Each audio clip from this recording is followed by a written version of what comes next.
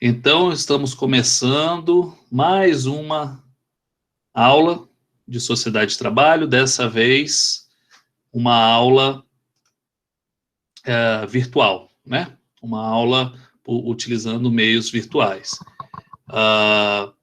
É uma coisa nova para mim também, deve ser para vocês. Muitas coisas, muitas adaptações estão sendo feitas e deverão ser feitas ao longo desse semestre curto que a gente vai vivenciar.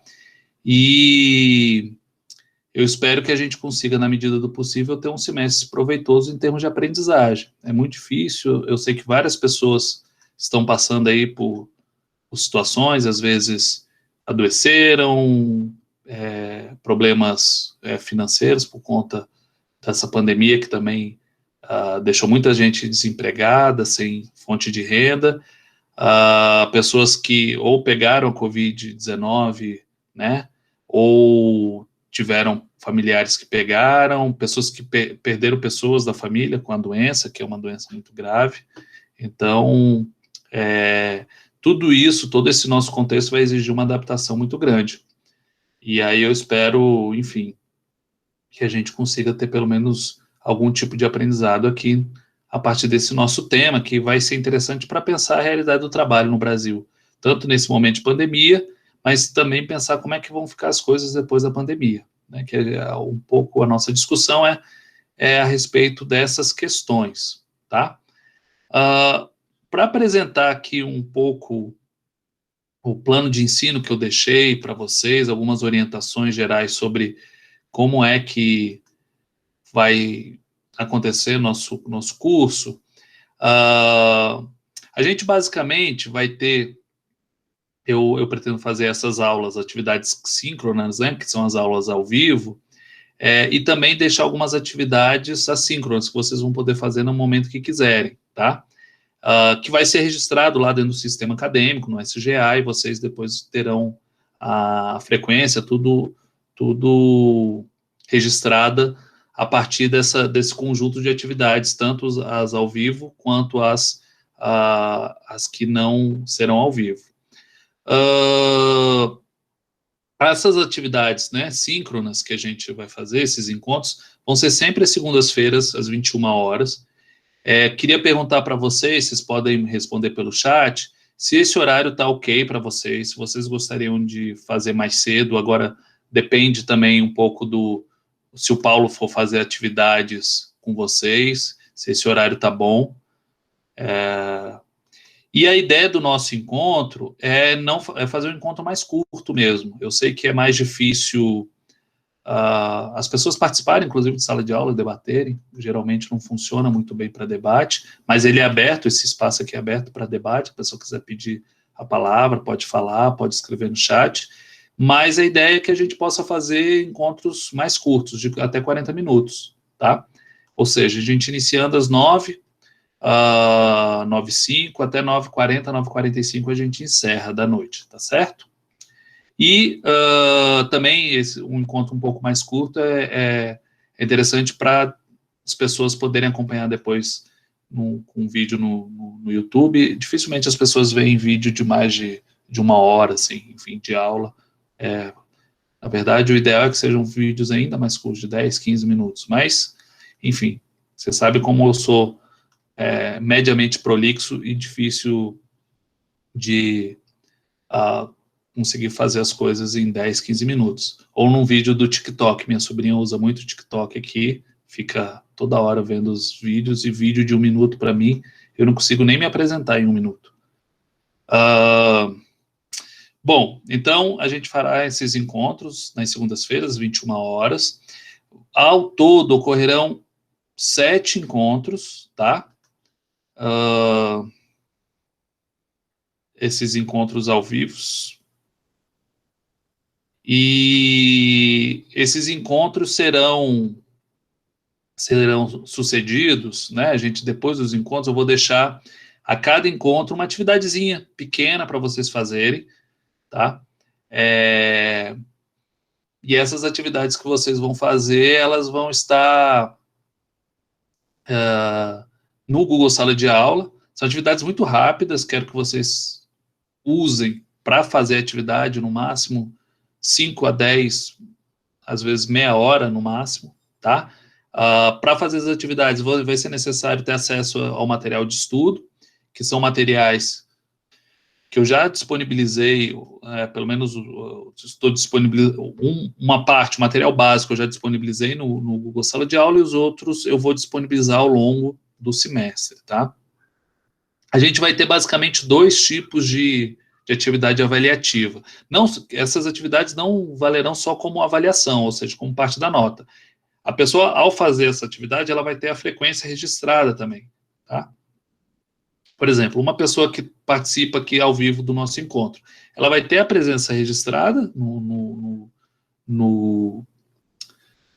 sistema acadêmico, mas ela também, se ela não fizer atividade, ela não vai ter nota.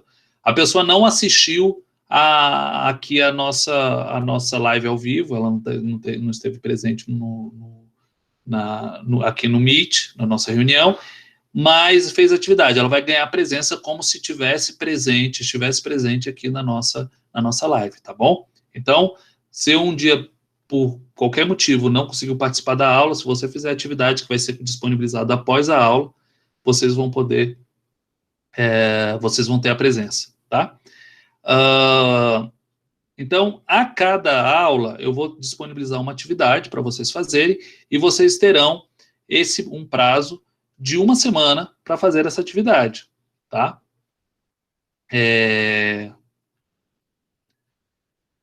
Pensar aqui, colocar aqui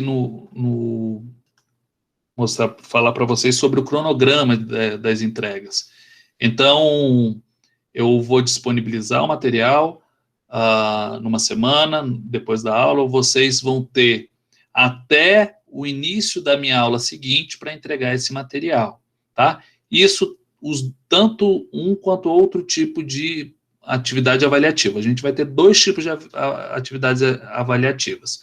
Um que eu estou chamando de exame de aprendizagem, que são geralmente questões objetivas, em que você vai marcar certo, errado, múltipla escolha. Atividade muito curta. Por exemplo, a dessa noite é uma questão com 5 itens de marcar certo ou errado. Ou seja, a coisa que vocês fazem em 10 minutinhos, tá? Às vezes até menos. Professor, eu marquei tudo errado. Você deu errado em tudo. Você vai ganhar a presença do mesmo jeito. Só fez a atividade e fez errado, você ganha presença. Só que a nota vai ser de acordo com aquilo que você fez, entendeu? Então, essa é uma questão importante.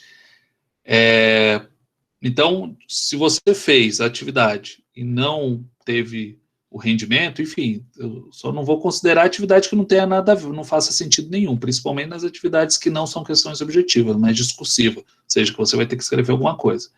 Se fez algum sentido, mas mesmo assim está errado, você vai ter a frequência, a presença marcada, independente da nota que você teria naquela atividade, tá? Então, uma das atividades são esses exames de aprendizagem.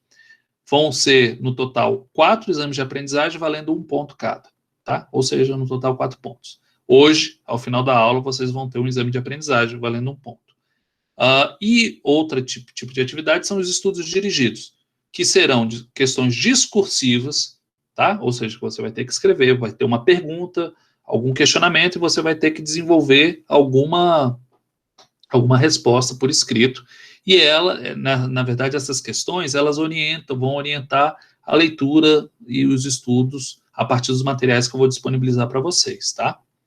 Então, basicamente, são essas 2 formas de avaliação que eu vou passar para vocês. Então, vocês vão ter, no total, 3 estudos dirigidos, valendo 2 pontos cada. Então, o estudo dirigido, por ser uma questão discursiva, que vai dar um pouquinho mais de trabalho para vocês fazerem, ele vai valer 2 pontos, e 4 exames de aprendizagem. Se vocês forem lá no Google Sala de Aula, eu já disponibilizei o plano de ensino e o cronograma das aulas, tá? Que é uma planilhazinha que vocês podem abrir lá no próprio Google Sala de Aula, e que mostra justamente que eu vou passar 1 semana, como hoje. Eu vou passar o exame de aprendizagem, que é essa questão objetiva, de marcar. Na semana seguinte, no dia 24, eu vou passar um estudo dirigido. Na semana seguinte, eu vou passar dia 31, um exame de aprendizagem, depois um estudo dirigido, depois um exame de aprendizagem, um estudo dirigido e finalizo com o exame de aprendizagem, que vai ser no dia 5 de outubro, para vocês entregarem até o último dia de aula, que é dia 19 de outubro. Basicamente é isso, a gente vai, né, alternando o tipo de atividade que vocês vão fazer, de atividade avaliativa que vocês vão fazer. Ah, professor, eu atrasei na minha entrega, me enrolei, não vou conseguir fazer. Isso para os alunos que estão fazendo acompanhamento online. Se a pessoa não entregou dentro do período, tá, específico, ela pode entregar de maneira atrasada. Só que essas atividades vão valer uma pontuação menor do que aquelas entregues dentro do prazo. Então, se você escreveu tudo certinho, essa pontuação menor é 80% da nota original. Ou seja, o exame de aprendizagem vale 1, a pessoa vai valer 0,8 para se entregar atrasado.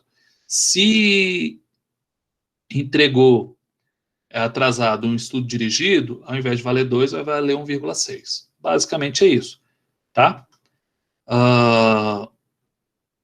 Professor, e quem não consegue acompanhar as aulas online, que vai precisar de todo o material impresso, inclusive da avaliação impressa. Essas pessoas vão ter outro tipo de avaliação, tá certo? Eu vou passar um trabalhinho para essas pessoas. Basicamente, vai ser essa a maneira da gente fazer as avaliações, tá bom? Se a pessoa, por acaso, conseguiu acompanhar uma parte, metade do semestre, né, as 4 primeiras aulas, 4 primeiras semanas, de uma maneira online, e depois não conseguiu acompanhar mais de maneira online, entre em contato comigo, com a Isabela, com a coordenação, avisa, olha, eu não consigo mais acompanhar de maneira online. Aí eu vou passar as atividades offline, digamos assim, para a pessoa poder fazer o restante do curso de maneira offline, tá? Para fazer as atividades impressas. Do mesmo jeito, a pessoa que inicialmente, por qualquer motivo, não conseguia fazer as atividades online e de repente passou a conseguir fazer as atividades online, a gente vai fazer a adaptação. As primeiras atividades vão ser consideradas atividades que eu vou passar para os alunos offline e depois vai migrar para as atividades online, tá bom? A depender de cada situação, a gente vai adaptando. Basicamente é isso. E por que eu estou, enfim, dando ênfase agora na questão do prazo, tá, gente? Porque geralmente, inclusive, eu não sou tão restrito em relação aos prazos, aceito e dou a nota do mesmo jeito.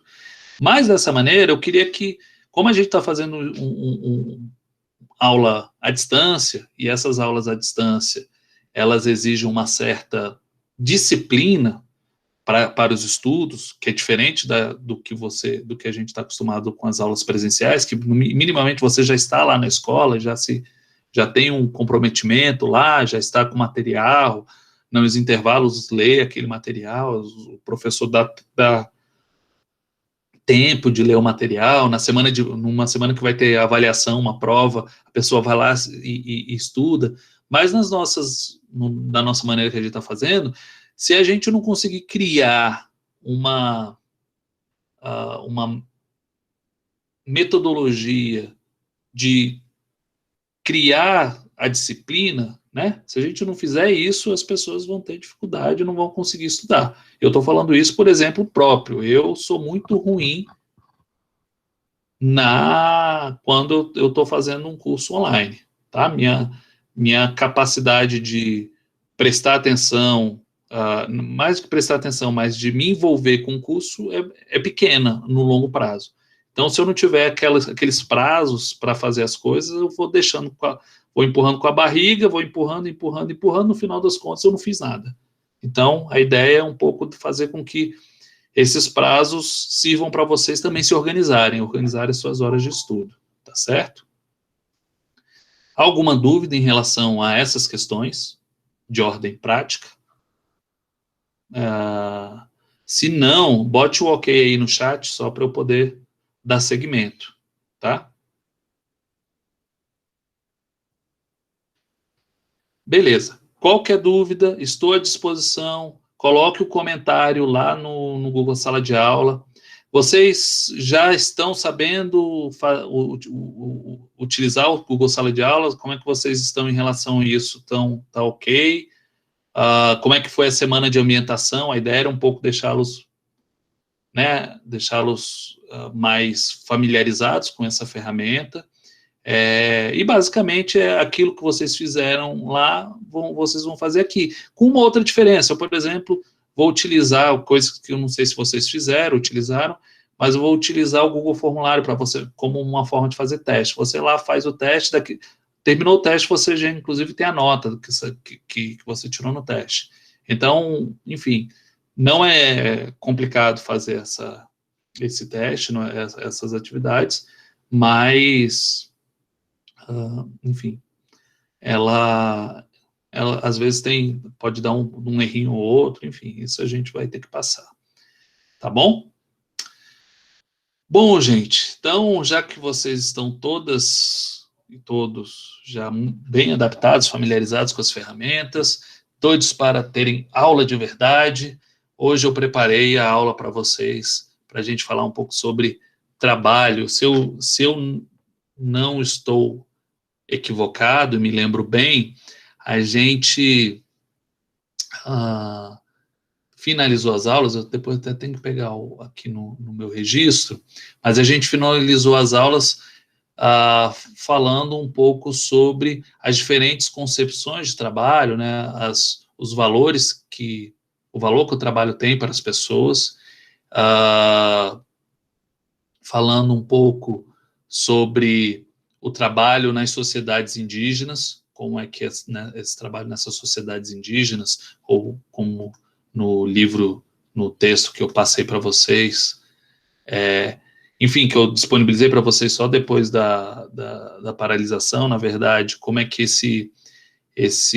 como é que o trabalho é visto nas ditas sociedades tribais, né? Então, minha ideia hoje é falar um pouco sobre como é que o trabalho era concebido no mundo antigo. Eu cheguei a falar para vocês em alguma aula, antes da paralisação, a respeito do trabalho do mito de Prometeu. Coloquem aí no chat, só para eu ver se eu retomo a questão do mito do Prometeu.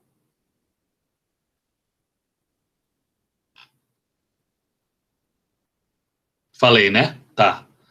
Então, o mito do Prometeu, ele dizia exatamente que o trabalho, quer dizer, o Prometeu,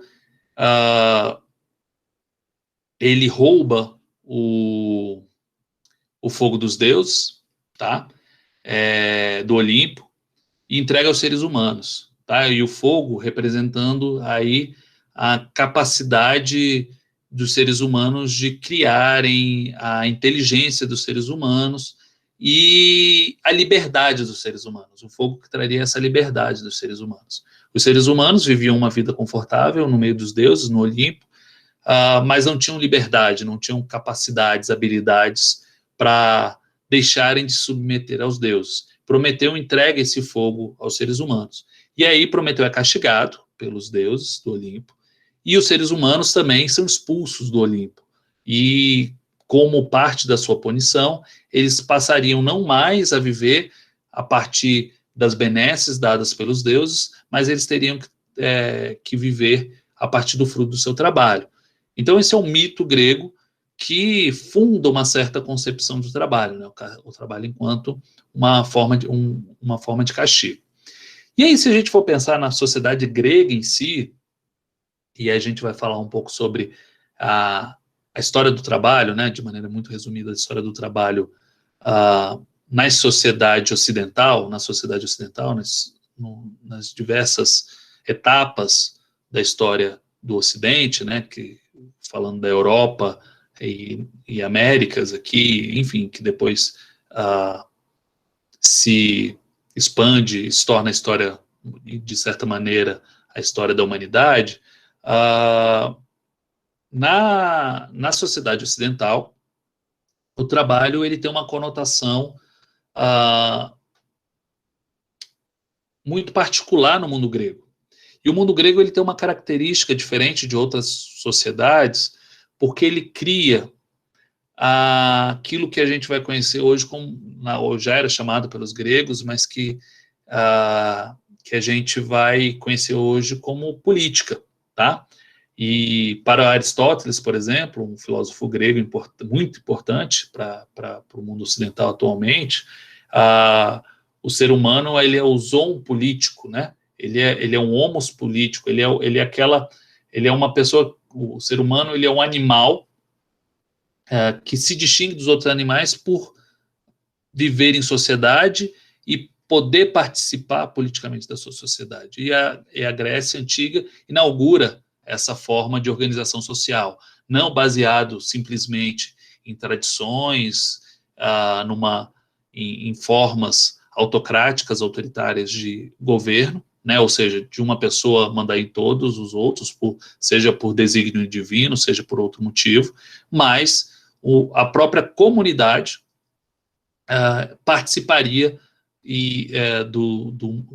da vida política, das decisões, e traria o desenvolvimento para essa sociedade. Mas para poder existir aquilo que eles chamaram de democracia, né, que seria o sistema de governo da maioria, feita pela maioria, os gregos também tiveram que abdicar de outras dimensões de sua vida, tá? E aí essa outra dimensão de sua vida que eles tiveram que abdicar, fizeram um esforço danado de abdicar, é o trabalho. Então, para viver a política, homens gregos, cidadãos gregos, tiveram que deixar de trabalhar. Um sofrimento enorme, vocês imaginam, né? Então, os gregos, eles começaram a participar dessa política e tinham uma visão sobre o trabalho, que a filósofa Hannah Arendt, que vai se inspirar muito tanto nessa questão da discussão da vida pública, da política, feita pelos gregos, que vivenciavam a vida, a democracia de maneira direta. Eles não simplesmente faziam como nós, que a cada 4 anos, a cada 2 anos, votam seus representantes e depois, enfim, vão viver a nossa vida normal. Mas os gregos, de fato, os cidadãos gregos, aqueles chamados cidadãos gregos, eles de fato vivenciavam a política, tá? Participavam diariamente, semanalmente, das decisões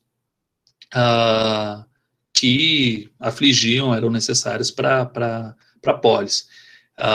Então, para eles poderem fazer isso, eles tiveram que designar o trabalho para pessoas que não participariam da vida pública.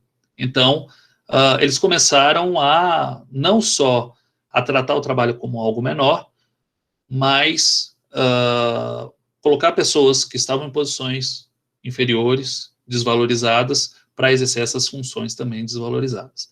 Hannah Arendt, ela, percebendo essa maneira como os gregos se organizavam a vida pública e organizavam a vida para o trabalho, ela começou a fazer uma reflexão sobre as sociedades, né, sobre a sociedade nossa, basicamente a sociedade ocidental, inspirada nessa concepção dos gregos.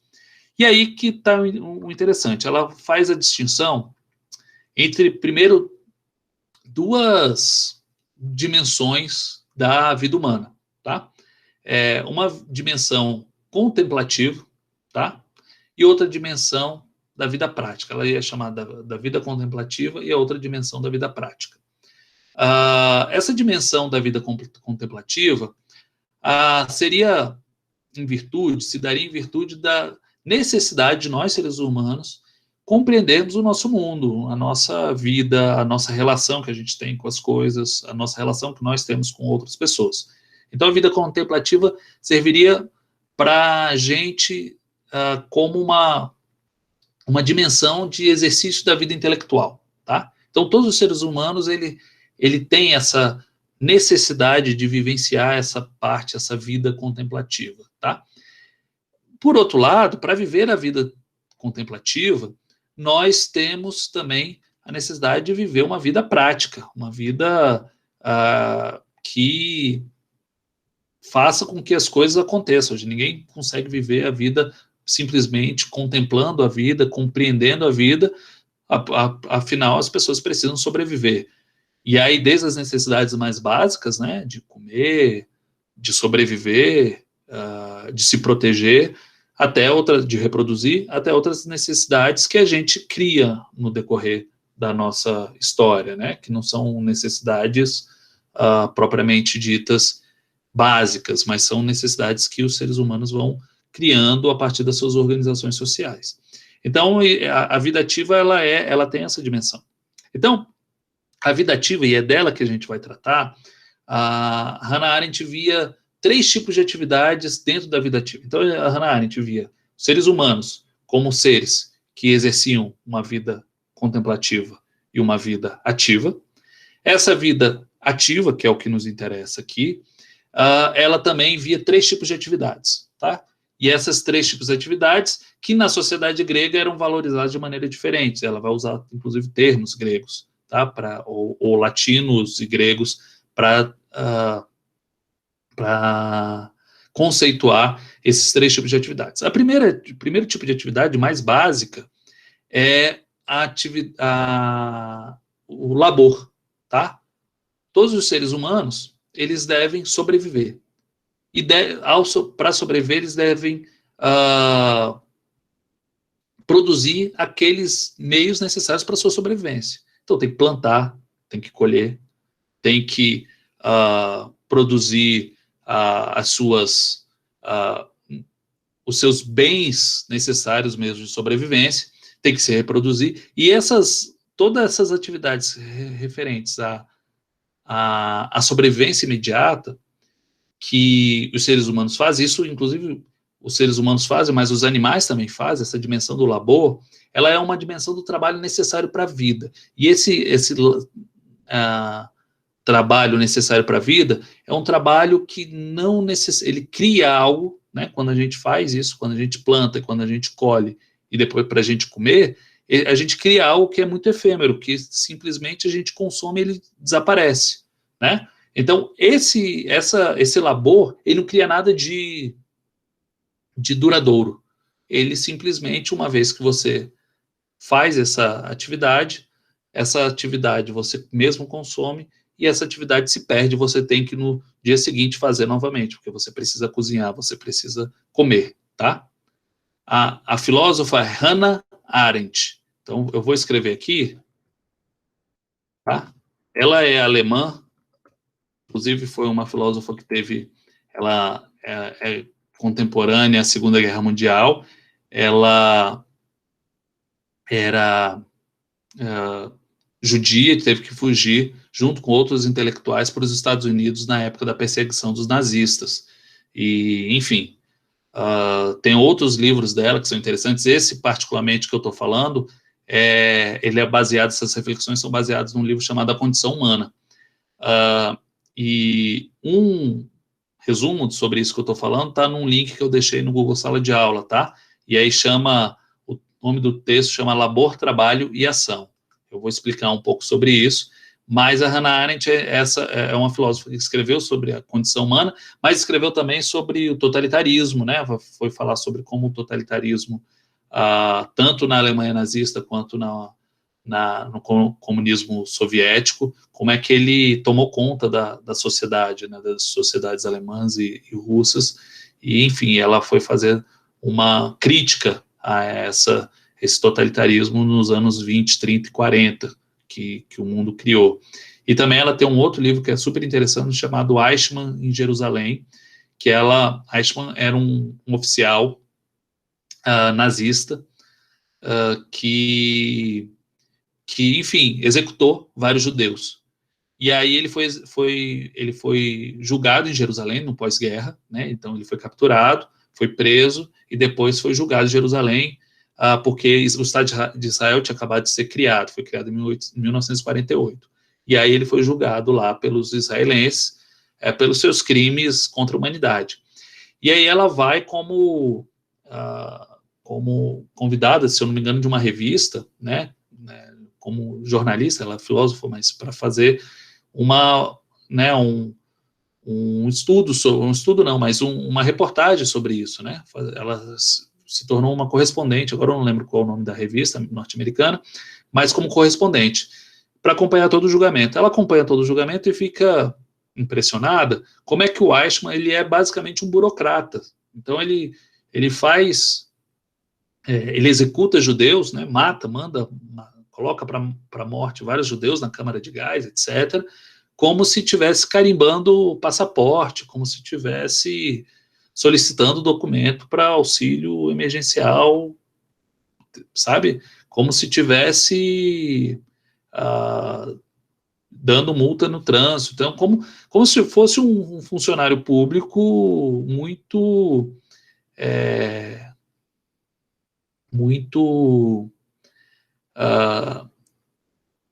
assim, que fizesse suas atividades de maneira virtuosa, enfim, preocupada com o andamento das suas atividades, mas como qualquer outro funcionário público, sem nenhum tipo de perversidade, né, da ação humana. Ele, enfim, responsável pela morte de milhares de judeus.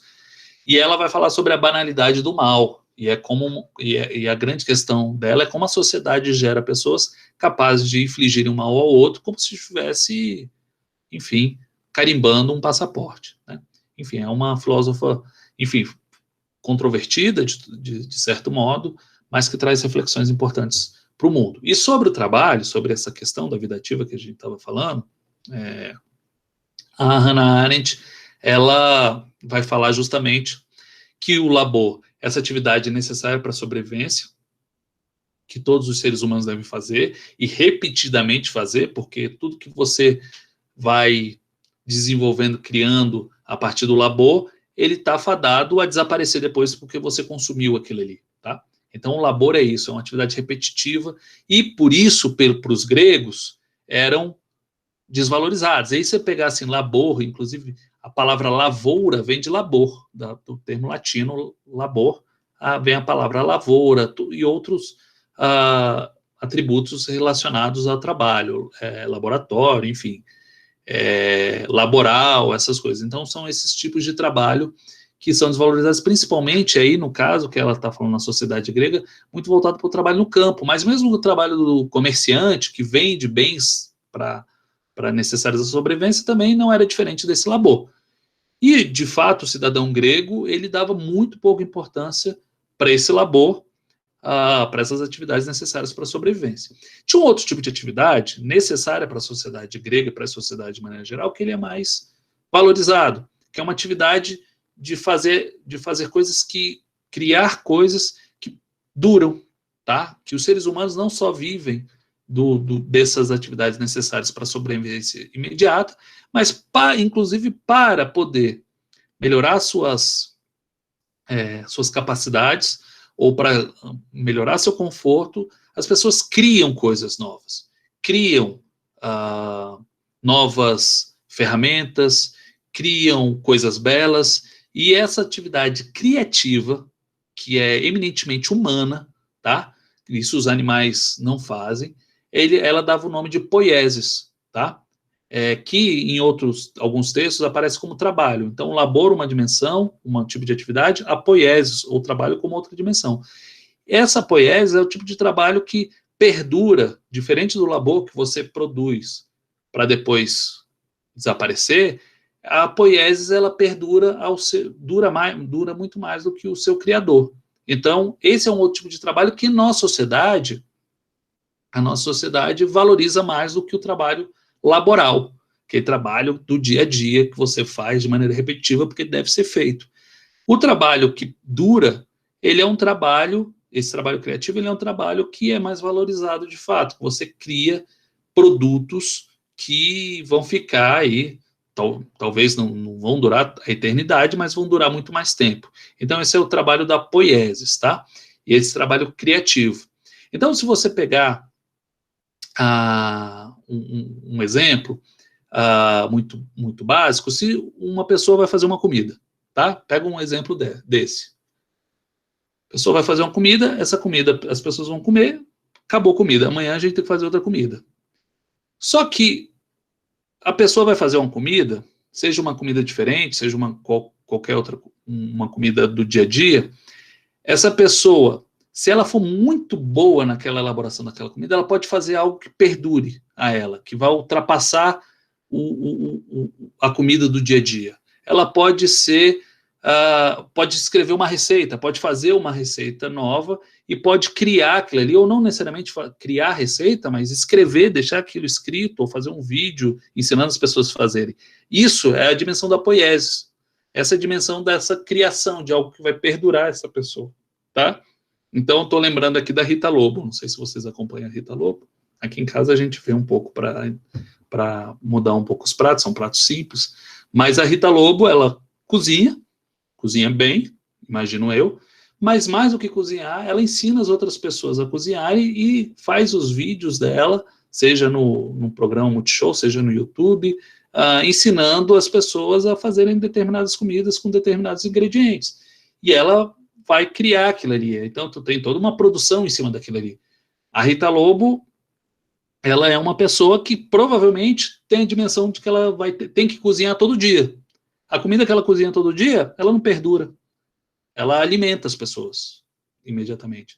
Mas aquilo que ela faz, aquela comida que ela faz e grava, e ensina a receita e vai mostrar o passo a passo da receita, isso é uma criação, isso é uma poiesia, isso vai além do trabalho necessário da atividade que ela faz como labor, que é cozinhar para o dia a dia. Então vai muito além daquilo que a própria atividade dela imediata faz.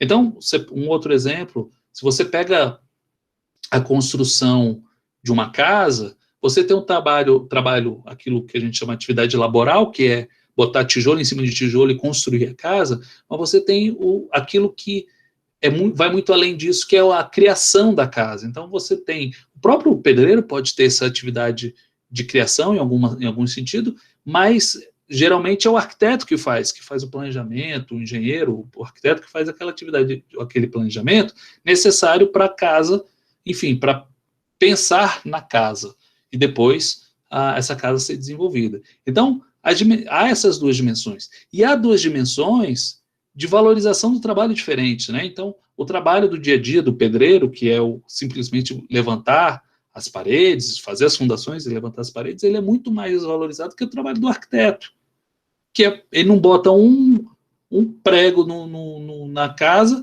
ele não faz um reboco, mas ele recebe muitas vezes do que um pedreiro que levou vários meses assentando tijolo em cima de tijolo para colocar uma casa de pé. Tá? Então, a dimensão do labor é a dimensão da poiesis. Mas tem uma terceira dimensão, mais importante para os gregos, que é a dimensão de não só de ter a ideia de criar algo novo, mas de decidir o que vai ser criado, tá?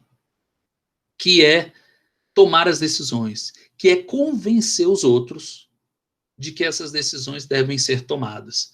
E essa é a dimensão da praxis, que a Hannah Arendt chama a atenção, que é a dimensão da ação propriamente dito, que ela chama de ação, mas o que a gente pode falar também que é a praxis, que é da própria capacidade e atividade de tomar decisões e convencer os outros de que essas ações são as mais importantes. Que não pensa na sobrevivência imediata, não pensa em algo que vai perdurar, mas pensa no bem público, em algo muito maior, tá? Do que atender uma certa necessidade imediata. Pelo menos isso em termos ideais, né?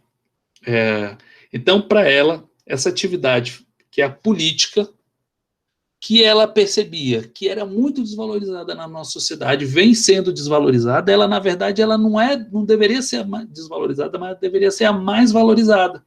Porque o político, a ação política que vai fazer com que as pessoas tomem decisões que não vão beneficiar a si próprias, mas que vão beneficiar toda a comunidade. E essa é a dimensão da sociedade que deveríamos valorizar, e que muitas vezes, enfim, de maneiras diferentes a gente valoriza, mas que ela é a atividade que para os gregos era a mais importante, a dimensão da praxis. E como é que isso é, qual é a atividade em si da praxis? Para Hannah Arendt, basicamente, essa atividade muito nobre de se fazer, ela deveria ter como meio a ação, a palavra. Então, a praxis é por meio da ação da palavra que você vai efetivar essa dimensão da praxis, que você vai convencer os outros, porque você tem uma ideia de fazer alguma coisa, você concebe. Você precisa, né, da linguagem, inclusive para ter essa ideia, né, porque você não conseguiria conceber uma ideia sem você ter palavras que representassem essa ideia, então a linguagem te faz ter essas ideias propriamente ditas, mas essa ideia, para ser efetivada, ela precisa da dimensão da comunicação.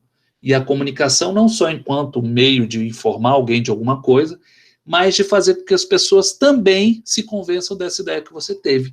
E isso, para Hannah Arendt, seria o mais importante dentro da nossa sociedade, que é a atividade que vai definir, de fato, se você vai produzir soja para exportar ou alimento, ou feijão com arroz para alimentar a sua população. Então, se você vai dar subsídio para esses produtores de soja, de carne bovina para exportação, ou se você vai dar subsídios para as atividades necessárias para atendimento da grande massa da população.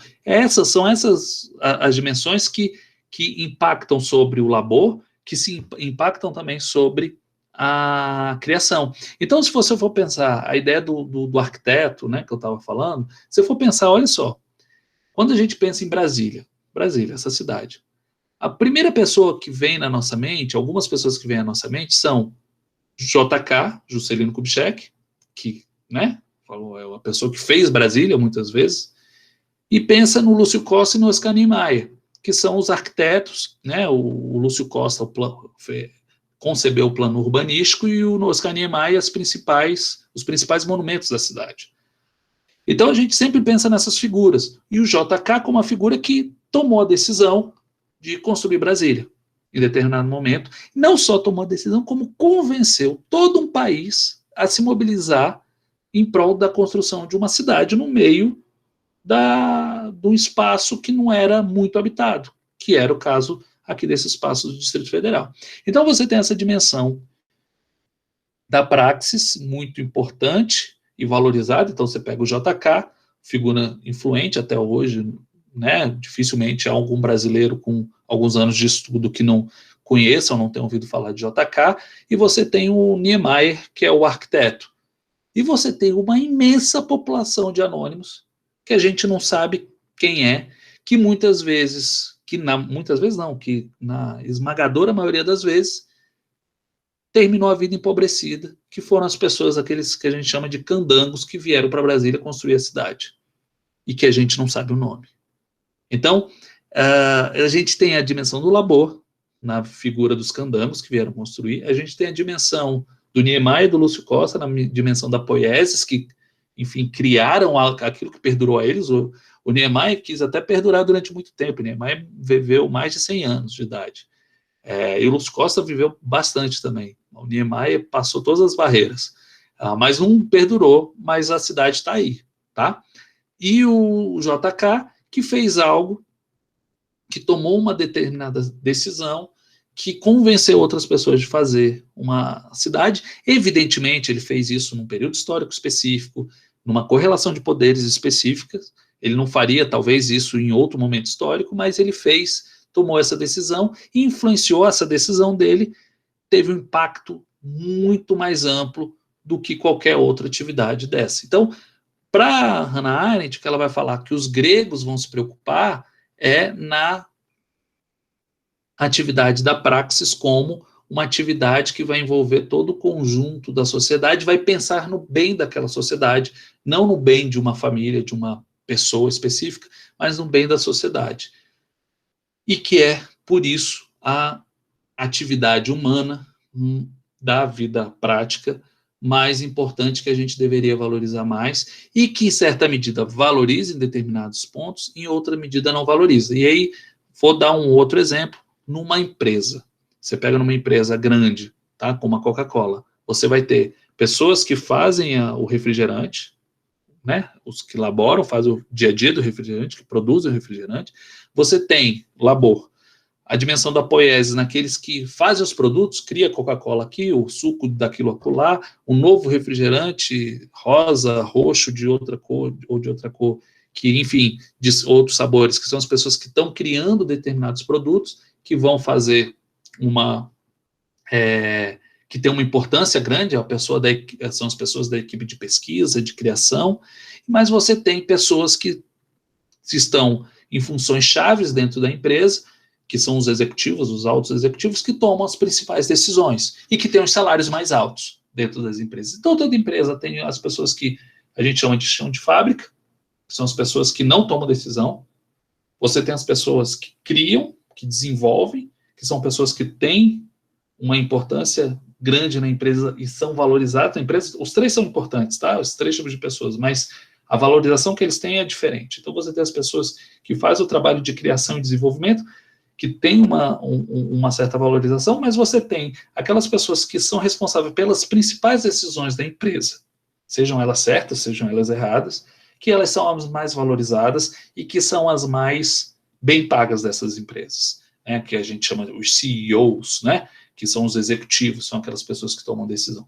Então, essa dimensão do labor, da poiesis, da praxis, elas estão presentes para essas na nossa sociedade ainda hoje, em outra maneira. Dentro do mundo grego, o labor era o espaço de atividade dos escravos, principalmente, e dos estrangeiros, em certa medida. O espaço da poiesis, da criação, era o espaço de alguns cidadãos, de alguns estrangeiros, eventualmente de escravos, mas nem sempre, mas que faziam coisas que perdurariam e eram valorizados, essas pessoas como pessoas que teriam essa importância, e você tem um terceiro grupo de pessoas, esses muito valorizados dentro da sociedade grega, que eram responsáveis pela dimensão da praxis, que eram aqueles que tomavam as decisões mais importantes da polis, tá? Se abrir rua em algum determinado lugar, se iam invadir uma outra cidade, enfim, essas decisões eram tomadas naquilo que a gente chama de acrópole, que eram os espaços políticos da cidade, da polis, e que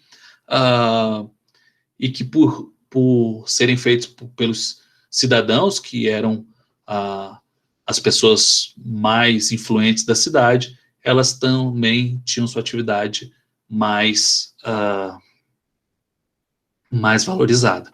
Então, essas três dimensões, a gente pode também tentar compreender as diferentes formas de valorização do trabalho no mundo atual como decorrentes dessas diferentes maneiras que o mundo grego viu o trabalho para si, tá?